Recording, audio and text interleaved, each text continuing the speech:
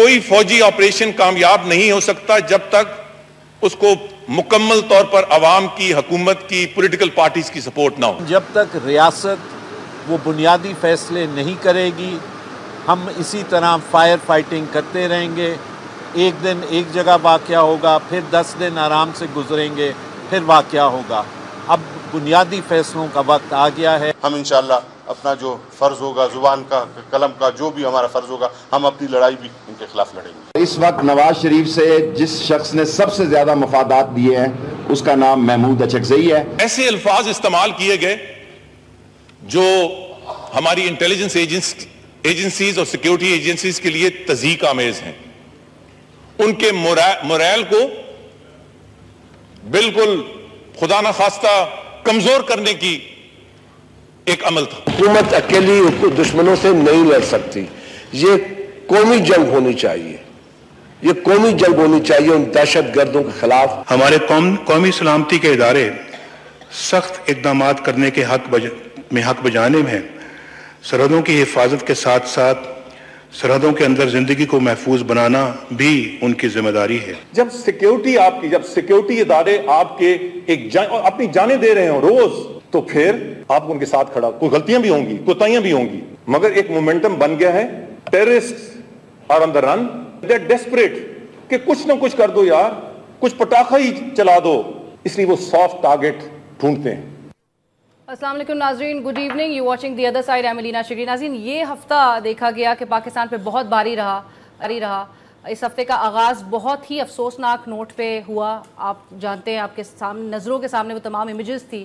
کوئٹہ میں جس طرح سے سول ہسپتال میں بم بلاسٹ، اس سے پہلے بلوچستان بار ایسوسی ایشن کے صدر کو نشانہ بنایا گیا، ان کو جاں بحق کیا گیا۔ دہشت گردوں کی جانب سے پاکستان پہ بار بار وار کیا جا رہا ہے، بار بار ہمیں باور کرایا جا رہا ہے کہ اب بھی ان کا کنٹرول بہت تمام جگہوں پہ موجود ہے، اور کس طرح سے وہ سافٹ ٹارگٹس جو ان کے ہیں اور ماضی میں بھی دیکھا گیا۔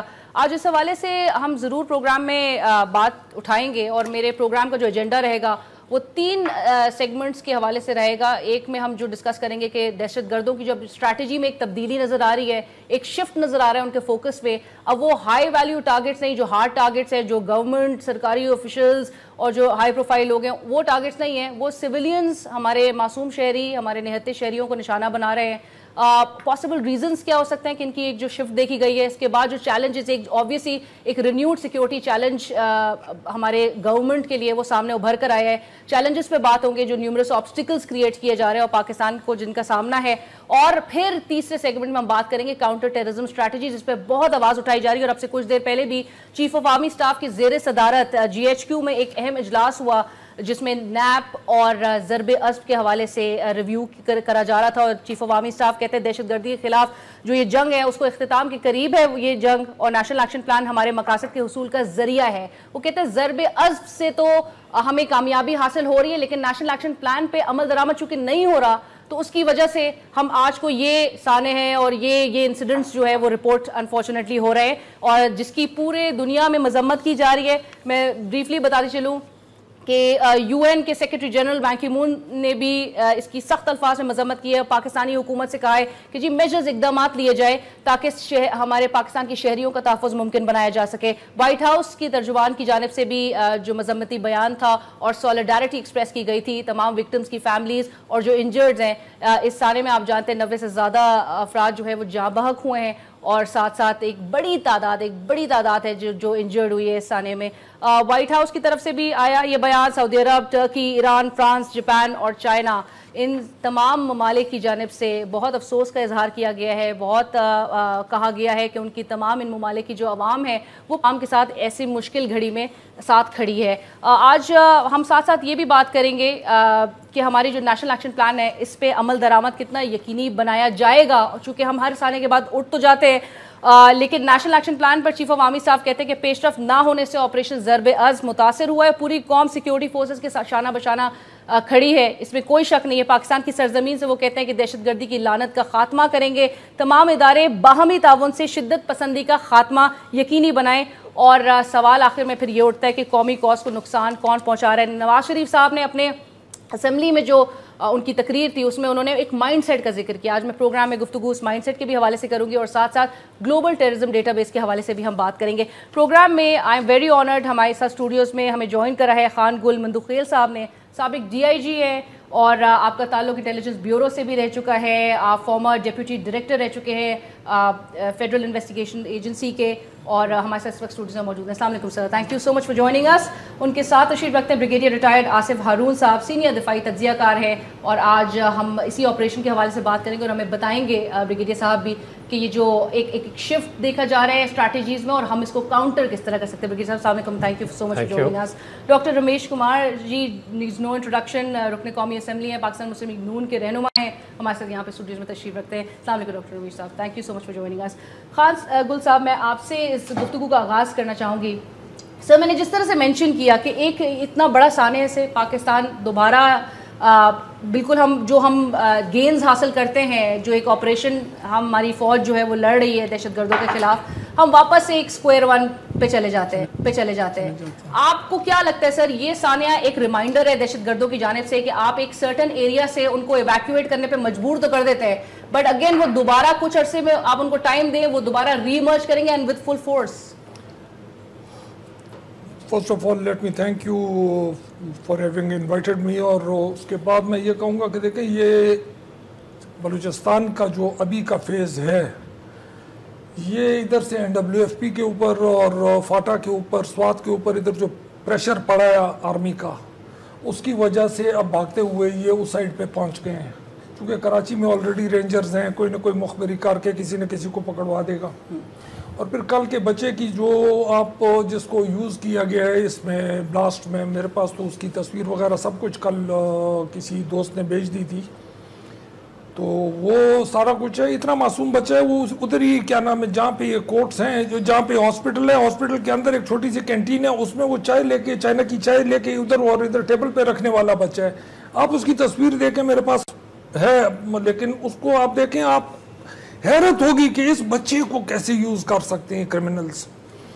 اور پھر رہ گئی دوسری بات, اگر جہاں تک بم بلاسٹ کی اور اس کی ہے, Balochistan has been through all this since 1948 میں سب سے پہلے پرنس کریم تھا, اس کی انسرجنسی تھی, اس لڑائی تھی. پھر 1959 میں کیا نام ہے سردار نوروز کو قتل کیا گیا, کرنل ٹکا نے اس کو قرآن کے اوپر قسم کھا کے اس کے بعد وہ کر دیا. اور پھر اس کے بعد 73 کی انسرجنسی تھی بھٹو کی, پھر اس میں بلوچوں کو ہیلی کاپٹروں سے پھینکا گیا 800 گز سے اور سارا کچھ. بلوچستان از یوز ٹو آل دس.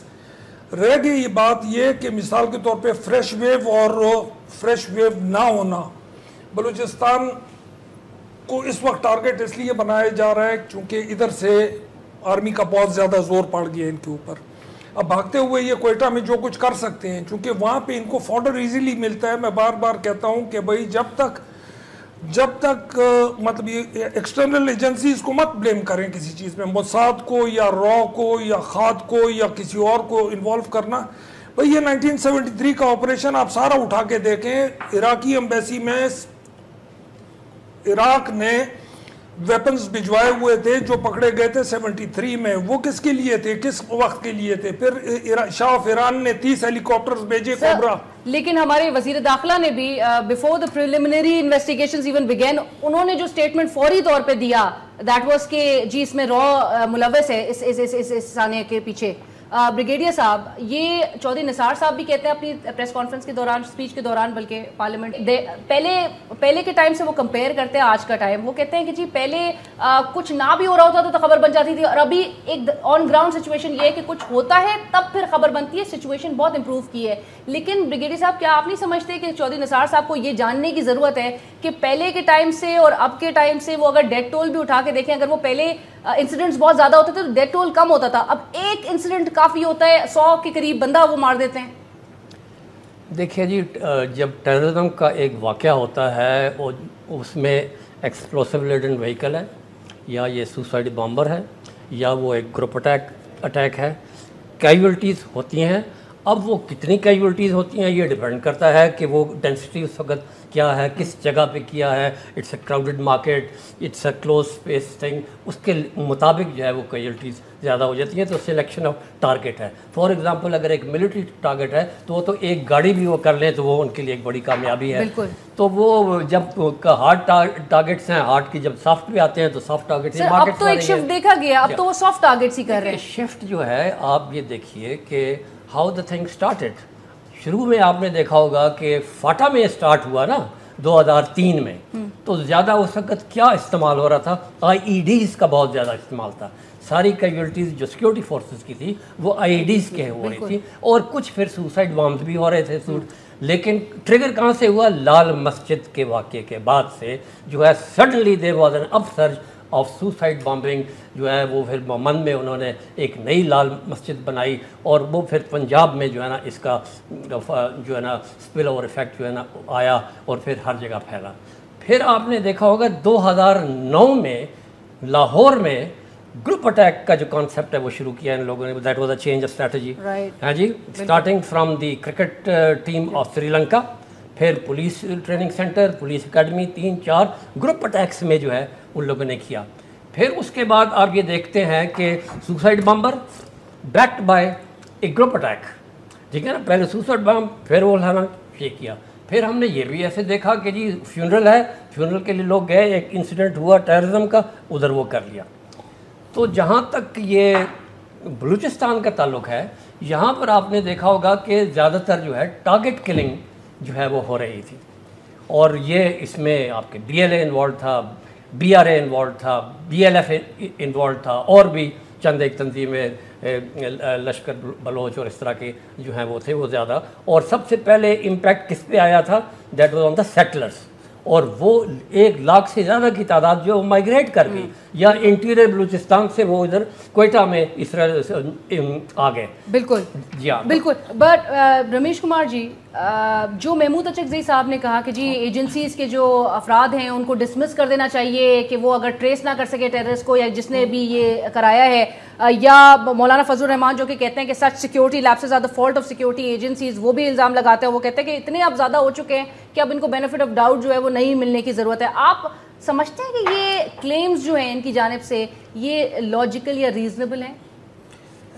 علینا, پہلی چیز تو یہ کہ جیسے ضرب عضب آپریشن شروع ہوا اسی ٹائم ہی حکومت کی طرف سے, فیڈرل گورنمنٹ کی طرف سے, انٹیریئر ڈپارٹمنٹ کی طرف سے یہ کہا گیا کہ ری ایکشن آ سکتے ہیں, لازمی ری ایکشن آئے گا. اور ایک جو مین آپریشن جو شروع ہوا وہ فاٹا میں اور کے پی کے میں شروع ہوا جہاں پہ سب سے زیادہ تھا.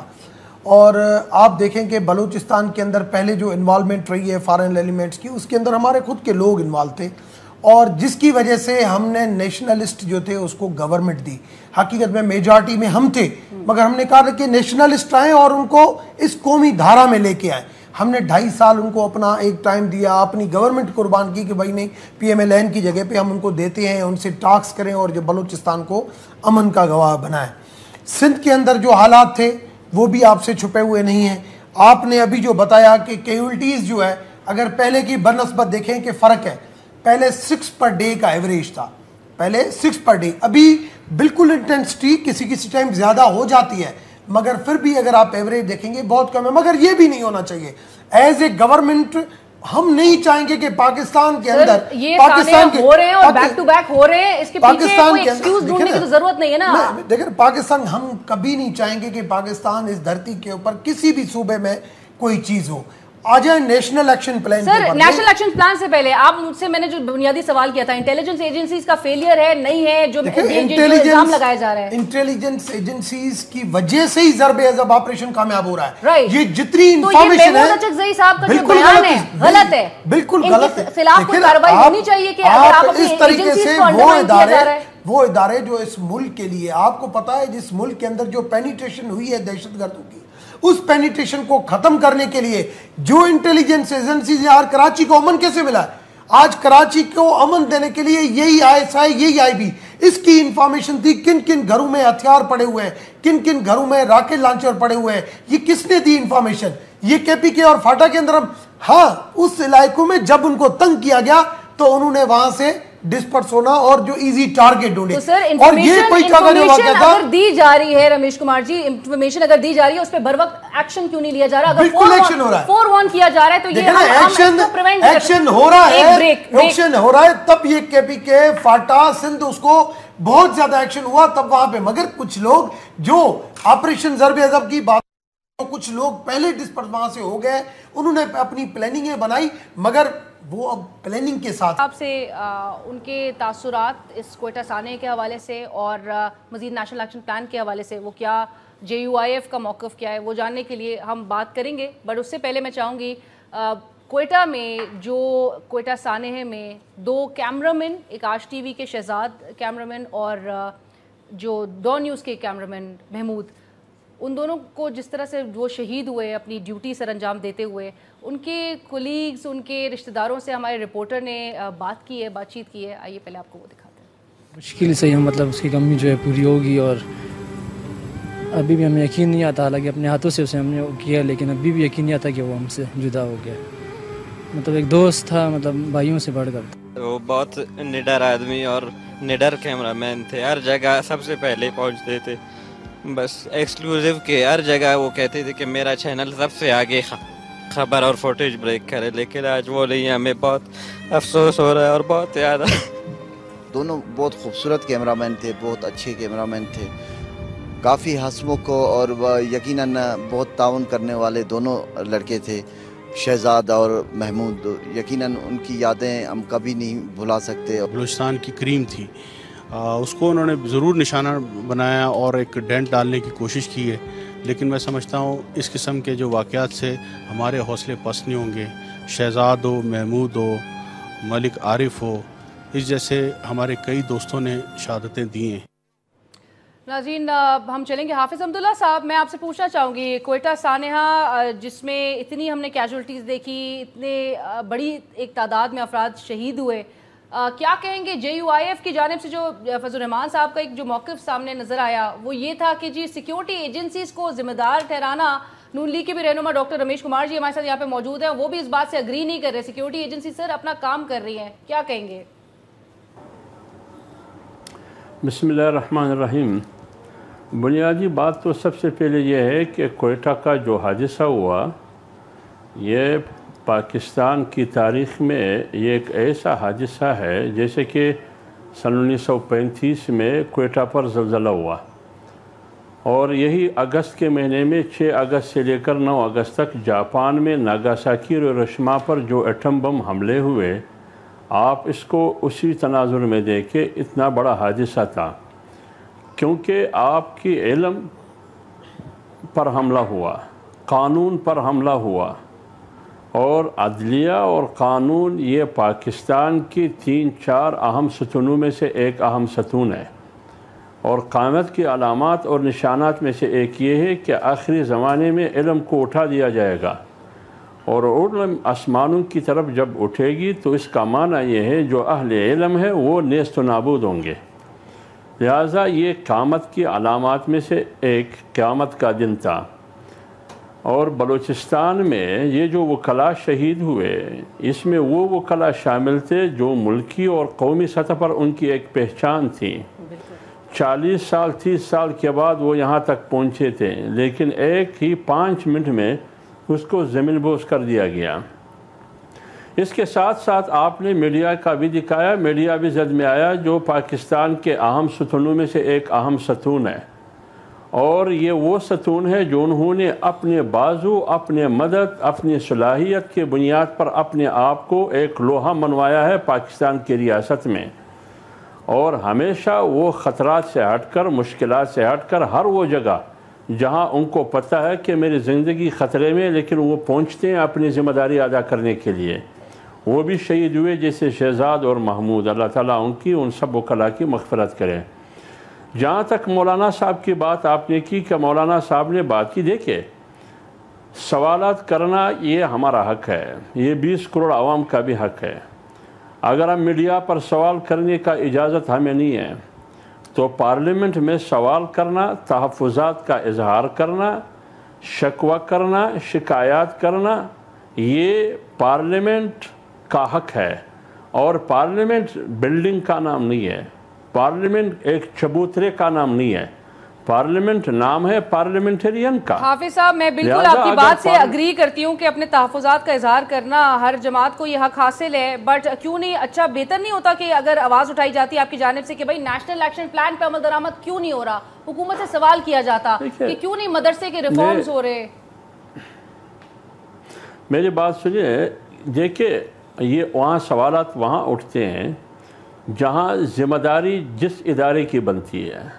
صوبائی حکومت کی ذمہ داری کیا ہے، اس پر بھی سوالات اٹھتے ہیں۔ وفاقی حکومت کی ذمہ داری کیا ہے، اس پر بھی سوالات ہے۔ جو ذمہ داریاں ہماری اداروں کی ہے ادب کے ساتھ، اگر سوالات اٹھتا ہے تو وہاں بھی سوال ہوتا ہے۔ اگر میں حکومت پر تنقید کرتا ہوں کہ آپ نے نیشنل ایکشن پلان پر مؤثر انداز میں عمل نہیں کیا، مثلا نیکٹا ہے، آپ نے نیکٹا کو فعال نہیں بنایا ہے، ایک سوال میں اٹھاتا ہوں، جس پر کسی کو ناراضگی کیوں ہوتا ہے؟ اگر میں یہ کہتا ہوں کہ ٹھیک ہے راؤ اور این ڈی ایس مداخلت کر رہا ہے، مان لیا، لیکن اس راؤ اور این ڈی ایس کا راستہ روکنا کیا مولانا فضل الرحمان کا کام ہے یا مولانا شرانی کا کام ہے یا نواز شریف کا کام ہے؟ یہ کس کا کام ہے؟ بالکل ٹھیک ہے۔ لہٰذا ہم صرف یہ سوال ہم روکنے 70 سال سے 68 ایئر سے مداخلت ہو رہی ہے، ہمارے ادارے کہتے ہیں، تو جب ہو رہی ہے تو دنیا کو ہم کیوں کنونس نہ کر سکے؟ بالکل صحیح ہے۔ میں خان گل صاحب ایک اینگل دیکھا گیا کہ جی چائنا پاکستان اکنامک کوریڈور کی گونج بڑی سنائی گئی۔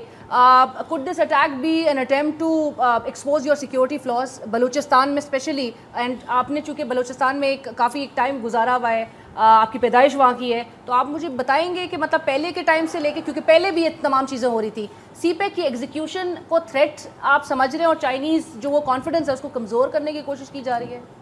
یہ جہاں تک سب سے پہلے تو ایک ون لائنر میں آپ کو بتا دوں کہ I S I is supposed to be one of the best intelligence agencies in the world. اس کو جس وقت افغان وار ہو رہی تھی، یہ پیرس کلب میں دنیا کے سب سے سینئر موسٹ انٹیلیجنس آفیسرز آتے تھے اور یہ پاکستانی ایجنسی کے ہیڈز کو بریف کرتے تھے پیرس میں، پیرس کلب کا نام تھا اس کا۔ مطلب میرے حساب سے it is as good as Mossad کے مقابلے کی ایجنسی ہے، کم نہیں ہے یہ۔ باقی جو خاد رو وغیرہ اس کے قریب بھی نہیں پہنچ سکتی۔ ٹھیک ہے امریکنز کے مطلب سی آئی اے اور ایف بی آئی وغیرہ سے پیچھے ہوں گی، یہ چھوٹی ایجنسیز ہیں، لیکن اپنا ایک اس کا وہ ہے۔ دوسرا ایک انسیڈنس ہو اور اس میں ہم کہیں کہ جی آئی ایس آئی کو بلیم کرو، آئی ایس آئی کو ایک بم بلاسٹ کرنے والا سوئسائڈ بامبر جو ہے، it is like finding a needle in a haystack. آپ ایک بھوسے کا انبار ہے، ٹرک ہے، اس میں ایک سوئی گر جاتی ہے، آپ کہتے ہیں کہ جی سوئی کو بھی نکالنا آئی ایس آئی کا کام ہے، نہیں ہو سکتا ہے، یہ پاسبل ہی نہیں ہے، ہیومنلی پاسبل نہیں ہے۔ جہاں تک رہ گیا سی پیک کا تعلق، ابھی جو آپ کا مین کویسچن ہے سی پیک کے تعلق، میں بار بار یہ کہتا رہا ہوں کہ سی پیک ہو یا کچھ بھی ہو، آپ کا ایڈورسری آپ کی ویک سپاٹ کو دیکھ کے وہاں آپ کو کک کرے گا، جس وقت بھی ہو۔ اپنی ہسٹری ہم لے لیتے ہیں، ہم نے اپنے ایڈورسریز کو کک کیا کہ نہیں کیا، تو why blame somebody else؟ let us put our house in order۔ یہ جو آپ نے کیا نام ہے، کون سا ایکشن ہے یہ نیشنل ایکشن پلان، بابا جنرل راحیل شریف کے علاوہ تو باقی سارے سوئے ہوئے ہیں، کس نے کیا کیا؟ تو ریلائی نہیں کر سکتے، آپ نے اس آدمی کو دھکا دے دیے کہ بھائی جہاں سارے سمندر کو تو سنبھال۔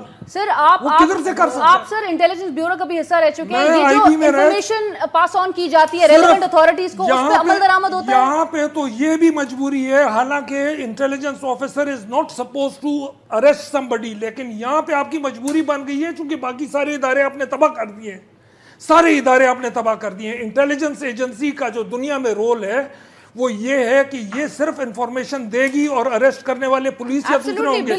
یہاں پہ آپ نے تباہ کر کے رکھ دیے ساری انسٹیٹیوشنز، اور اب آپ کہتے ہیں انٹیلیجنس والا بھی نہ روکے، آپ کہتے ہیں کہ پولیس سے فلانا کام کرائیں، نیب سے فلانا کام کرائیں، دوسری ایجنسی کا بیچ میں انٹرفیئرنس نہیں۔ Section 59 of the C R P C says a private person can arrest a criminal۔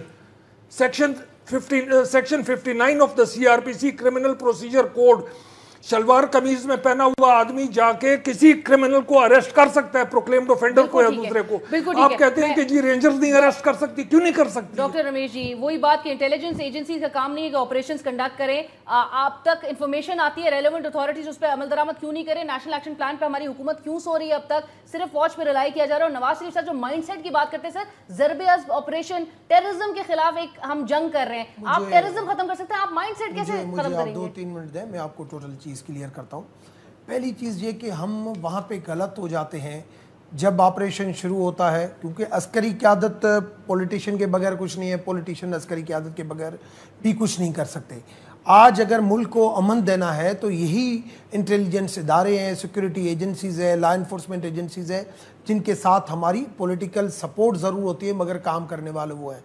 जब वो पॉलिटिकली, जब वो अपनी सिक्योरिटी के हवाले से, अपनी इंटेलिजेंस के हवाले से बताते हैं कि ये लोग यहाँ पे इन्वॉल्व हैं, तब हम उनके सपोर्ट में खड़े हो जाते हैं कि भाई ये हमारे बंदूक के ऊपर हाथ।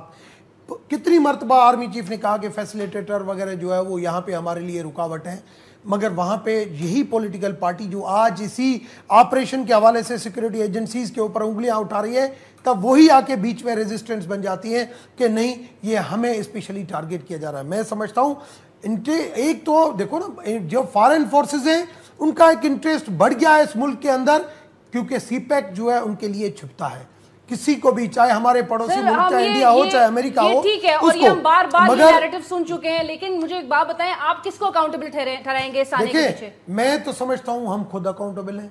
इस वजह से ही हम चाह रहे हैं कि ये हमने अभी जो रिव्यू किया है कि national action plan, national action plan में हम यही देख रहे हैं कि इस नेशनल एक्शन प्लान में कौन सी 20 नुकात एजेंडा में पॉइंट है जिसके ऊपर इम्प्लीमेंटेशन नहीं हुई है और उसकी रुकावट क्या है। एक चीज ये, दूसरी चीज ये, इसको हम कैसे और एडवांस करें, किस तरीके से आज सिक्योरिटी एजेंसीज के ऊपर हम इनको और फ्री हैंड देंगे।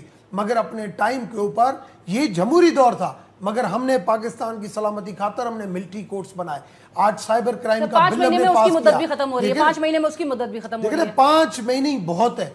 अगर इतना जो नेटवर्क था, कुलभूषण जब अरेस्ट हुआ था, कुलभूषण यादव, इतना जो नेटवर्क अगर खत्म हो सकता है तो 5 महीने के अंदर जो थोड़े बचे हुए हैं, जो स्पेशली प्लानिंग के साथ टारगेट कर रहे हैं, वो भी हमारी एजेंसीज के साथ हेल्प से हम इनको जो है ना, तो सर 5 महीने गुजर चुके हैं रॉ एजेंट को गिरफ्तार किए हुए, 5 महीने में अभी तक रिव्यू, अब एक साने के बाद रिव्यू किया जा रहा है। एक ब्रेक शामिल करते हैं, ब्रेक बाद में लाहौर के गुलशन इकबाल पार्क में अक़लियतों को टारगेट किया, तो ये वही माइंडसेट है जो ये सब कुछ कर रहा है। तो सर 2007 से लेकर वो अगर अभी तक का हवाला दे रहे हैं, ये 9 सालों में, और चूंकि टेररिज्म की हिस्ट्री तो बहुत ज्यादा की है, तो ये अभी तक माइंडसेट कोई शिकस्त नहीं दे पा रहे। नहीं, शिकस्त तो खैर अपनी जगह है। पहले तो आप इस माइंडसेट की बात करें ना, विच mindset is he talking of?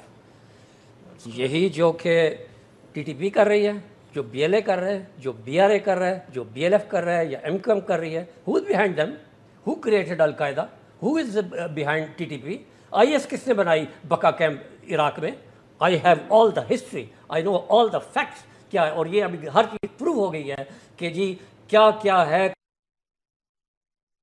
ठीक हो गया जी, नंबर 1 बात। अब जो है वो उनके प्रॉक्सीज हैं जो इस्तेमाल हो रहे हैं, बिल्कुल, और प्रॉक्सीज का एक एजेंडा है।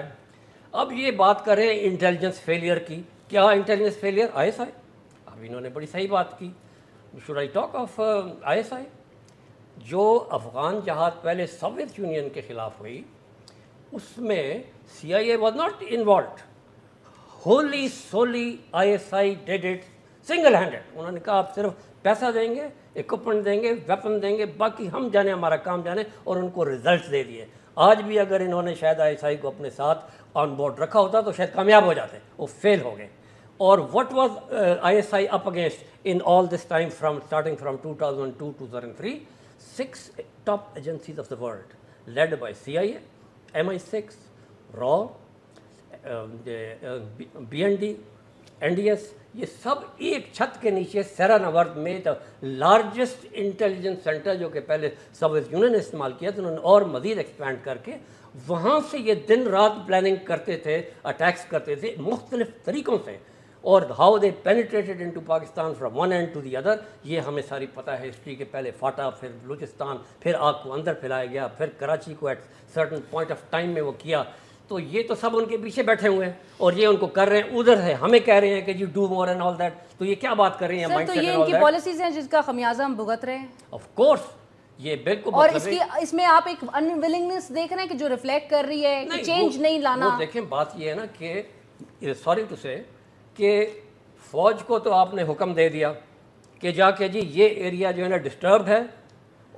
18 administrative units were under the control of TTP in the north west.